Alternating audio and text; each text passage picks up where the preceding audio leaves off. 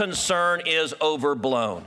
I have to say, if I were the father of one of those women, and you decided that my daughter's cellmate was going to be a 6'2" man who over and over and over again committed violent sexual assault,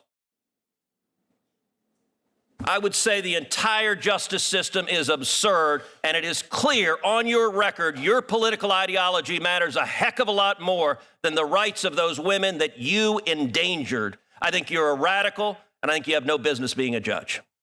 He is 100% right about this. Today I was watching Senator Ted Cruz destroy this woke Biden judge. Let's hear it. Well, Judge Netburn, I want to continue on this line of questioning. In your court, what matters more, the rights of individuals or your political ideology? I apply the law to the facts. I asked a question, which matters more? Well, my political ideology doesn't matter at all. Okay, so I don't believe you. And I think this case demonstrates that you are willing to subjugate the rights of individuals to satisfy your political ideology. This case involves a male defendant who raped a 9-year-old boy. Was he guilty of that? Yes, the petitioner pled guilty to that. Okay, so he raped a 9-year-old boy. He also raped a 17-year-old girl. Was he guilty of that? He pled guilty. The petitioner pled guilty to that crime as well. So was he guilty? I hope so, because she pled guilty to it. He was a he when he did this. That's correct.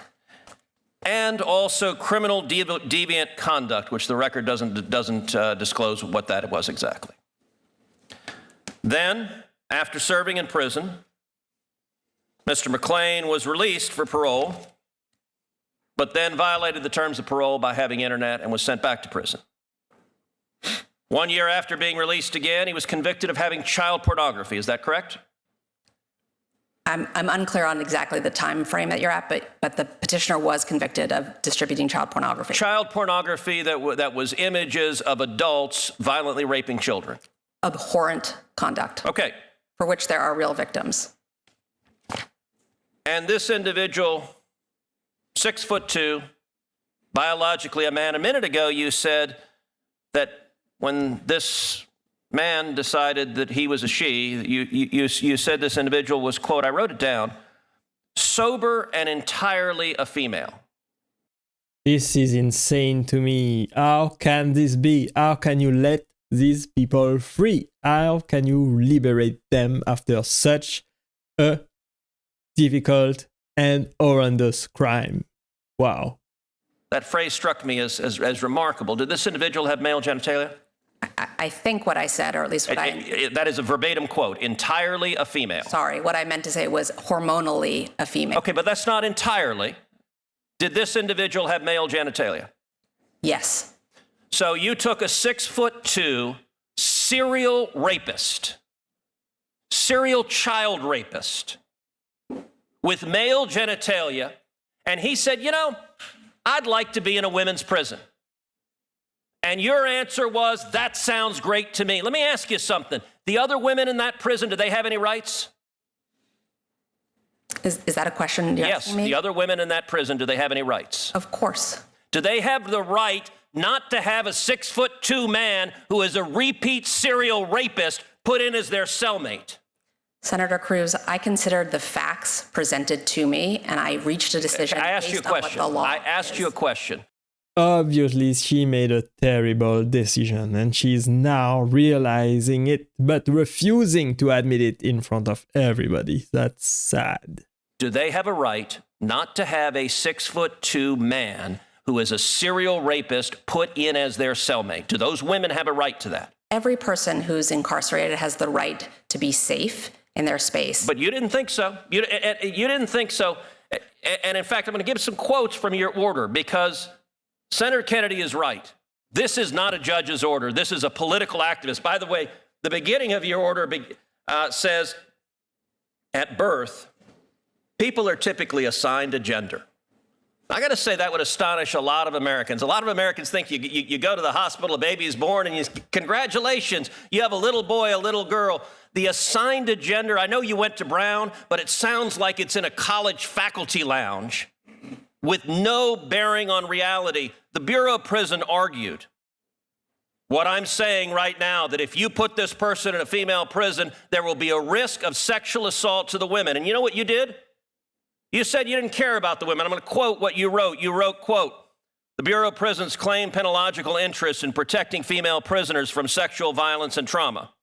This interest is legitimate," that's kind of you to say, "but there are no signs that petitioner is at risk of reoffending. The record is devoid of evidence of incidents of violence or assault during petitioner's incarceration when she was the perpetrator, only the victim. A theoretical risk of sexual assault by the prisoner without more cannot support the BOP's position."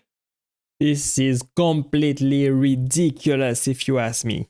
This woman has no place being a judge. No evidence, theoretical.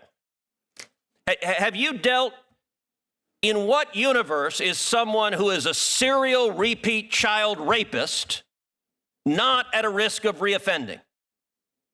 Senator, as I do in every case. Okay, I know you've been told to repeat the line, "I follow the law." I asked a question. In what universe is someone who is a serial repeat child rapist not at risk of reoffending?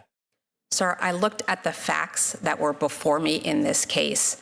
All of the evidence, including the statements of every warden who had supervised this petitioner. You also wrote, "The BOP also posits that permitting petitioner to live among women will be traumatizing and possibly dangerous to them. This concern is overblown." I have to say, Overblown, she said. That's completely ridiculous. Honestly, what is she doing?